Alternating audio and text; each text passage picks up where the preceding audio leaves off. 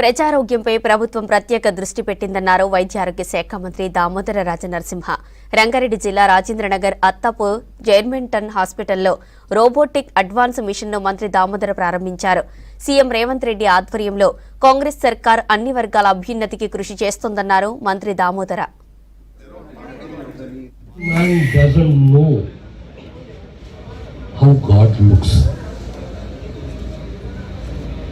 He is not aware of the medical world or the treatment you give him. But when he enters the hospital, he trusts the doctor. And trust is the most important bondage between two individuals, particularly between a doctor and a patient. Particularly between a doctor and a patient.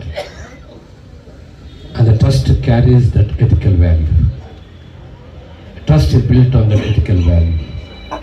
And I say, they should always be maintained, strengthened, and that will convert this profession, this city into a destination for health tourism. I wish you all the best.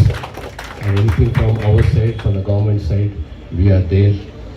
We will stand by.